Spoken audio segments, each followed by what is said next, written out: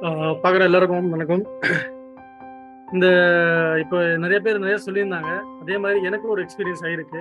நான் கூட already share பண்ணியிருக்கேன். இதே மாதிரி தான் இப்போ நிறைய பேர் நம்ம வந்து இப்போ டிவியில பார்க்குறோம். டிவிலலாம் போடுறாங்க. நிறைய பேர் ஆட் பண்ணுறாங்க. இந்த மாதிரி நம்மக்கிட்ட வாங்க, நம்ம இங்கே சொல்லித்தரோம். ஒரே நாள் எல்லாம் சொல்லி கொடுத்துட்றோம். ஒரே நாளில் சொன்ன மாதிரி ஓம் ஆயிடலாம்னு சொல்லிட்டு என்னென்னவோ சொல்லிடுறாங்க. அதே மாதிரி அதை நம்பி நான் கூட அட்டன் பண்ணியிருந்தேன். ஸோ லோக்கலில் போய் அட்டன் பண்ணேன்.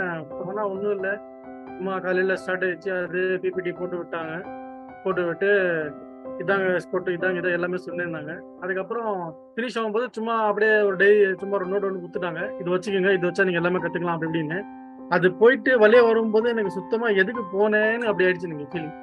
ஸோ அந்த மாதிரி ஏமாந்து நிற்கிறாங்க எல்லாரும். அது டிவியில் போட்டு நான் நம்பி போனது. டிவியில் போடுற சேனலில் போட்டுறானே ட்ரஸ்டாக இருக்கும்னு சொல்லி போனால் அவங்க யூஸ் பண்ணது எதுக்குன்னா, அது நிறைய பேர் அந்த வந்து படிக்காதவங்க நிறைய பேர் வந்திருந்தாங்க. வயசானவங்கலாம் வந்திருந்தாங்க. அவங்களாம் வந்து மேனுஃபேக்சரர், அவங்களாம் அக்ரிகல்ச்சர் பண்றாங்க, அகர்பத்தி பண்றாங்க, என்னென்ன பண்றவங்க அவங்கள யூஸ் பண்றதுதான் எடுத்து பண்ணிக்கிறாங்க தவிர நம்மளுக்கு எந்த பெனிஃபிட்டும் இல்லை.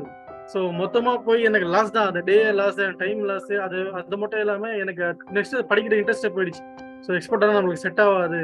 ஸோ இது எதுக்கு நான் சொல்ல வரேன்னா, நான் இந்த மாதிரி அடி வாங்கியிருக்கேன். அதனால நம்ம பார்க்குற வியூவர்ஸ் வந்து அந்த மாதிரிலாம் பண்ணாதீங்க. எதுவும் ஒரு நாளில் கற்றுக்கிறது சரி, இன்னும் 2 ஹவரில் கற்றுக்கிறதுலாம் அதெல்லாம் நம்பவே கூடாது. அதுக்கப்புறம் நம்ம வந்து ஒரு பேசிக்கு இதுக்குள்ள நான் எப்போ சார் ஜாயின் பண்ணோமோ அப்போ நிறைய விஷயம் எனக்கு புரிஞ்சிச்சு. ஸோ ஒரு மேனுஃபேக்சர்கிட்ட எப்படி பேசணும், எப்படி போகணும், அதுவே நிறைய விஷயம் இருக்கு. நானும் பிஸ்னஸ் பண்ணிட்டு தான் இருக்கேன். பட் பண்ணியிருந்தா கூட அதெல்லாம் எதுவுமே பேசிக் நாலேஜ் கூட இல்லை. அது எவ்வளோ அவேர்னஸ் நம்ம எடுத்துக்கணும், எவ்வளோ நாலேஜ் இதில் இருக்கணும். ஒரு கிட்ட பேசும்போது நம்ம பேச விதத்தில் கஸ்டமர், நம்ம மேனுஃபேக்சர் நம்மளுக்கு வந்து ரெஸ்பெக்ட் கொடுப்பாங்க ஆட்டோமேட்டிக்காக. நம்ம அதெல்லாம் தெரியாம பேசிக்கா சும்மா போய் ஏதோ ஒரு பேசுறோம். அது பேசுறதுனால நம்மளுக்கு அந்த கனெக்ஷன் என்ன சொல்றது, பிசினஸ் ரிலேஷன்ஷிப் ஸ்ட்ராங் ஆகுறது இல்லை. ஸோ நெக்ஸ்ட் டைம் பண்ண அவனா அங்கே நிற்க வைங்க அவன் அப்படின்னு சொல்லிடுவாங்க. ஸோ நம்ம ஃபர்ஸ்ட் இம்ப்ரெஷன் தான் அது. எப்படி பேசணும் என்னன்னு அதுக்கே நிறைய ஸ்டெப்ஸ் இருக்கு.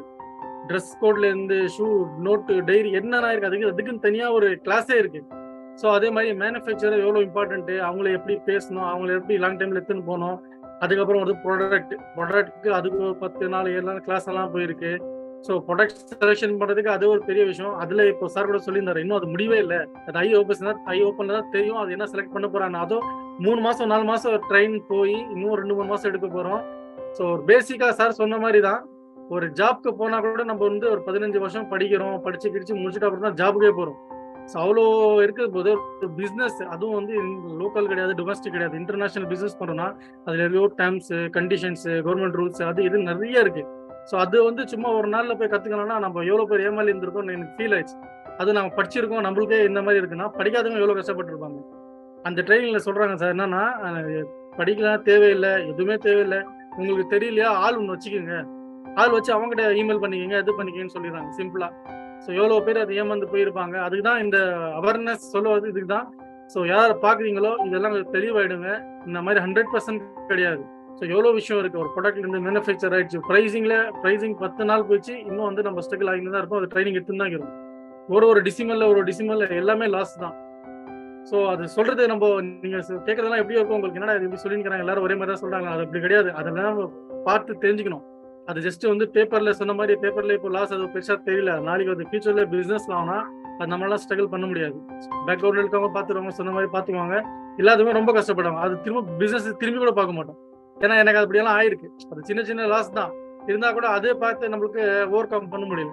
ஸோ ஒரு இதை ஒரு நாலேஜபிளா சொன்ன மாதிரி எல்லாம் ரிசர்ச் பண்ணி பார்த்துட்டு இவங்க படிக்கலாமா படிக்கக்கூடாதா, எப்படி ஸ்டெப்ஸ் எடுக்கிறாங்க, நம்மளுக்கு வந்து ஒரு டெமோ கிளாஸ் தராங்களா, லைவ்ல டெமோ கிளாஸ் தராங்களா, அதெல்லாம் கொடுத்துருக்காங்க. நம்மளுக்கு அந்த அதெல்லாம் பார்த்தா ஒரு இன்ட்ரெஸ்ட் வந்துருக்கு. சரி நம்ம உள்ள போவோம் பண்ணுவோம்னு. சொன்ன மாதிரி நாலேஜ் இல்லாம எதுவுமே பண்றது வேஸ்ட்டு. எப்படி இப்போ நான் சொன்னேனோ, ஒரு படிப்பு வேலைக்கு ஒரு 10 வருஷம் 15 வருஷம் ஆகுதுன்னா, ஒரு பிசினஸ் அதுக்கு டைம் எடுக்கும் தான். கரெக்டா 6 மாசம் ஆகுதோ 1 வருஷம் ஆகுதோ பர்ஃபெக்டா இறங்கிட்டு அப்புறம் போனீங்கன்னா லாஸ் இல்ல அந்த இன்ட்ரெஸ்ட் இல்லாம, டென்ஷன் இல்லாம, எதுவுமே இதுவே இல்லாம ரிலாக்ஸா பிசினஸ் பண்ணா என்ன சொல்றது, கான்ட்ராக்ட் ஆர்டர் கிடைக்கும். ஸோ லாங் டைம் பிசினஸ் பண்ணா நெக்ஸ்ட் லெவலுக்கு போயின்னு இருக்கலாம். ஸோ அதுல ஸ்ட்ரக் ஆக வேணும். ஸோ என்னோட கருத்து அவ்வளவுதான் சார். Thank you sir. தேங்க்யூ.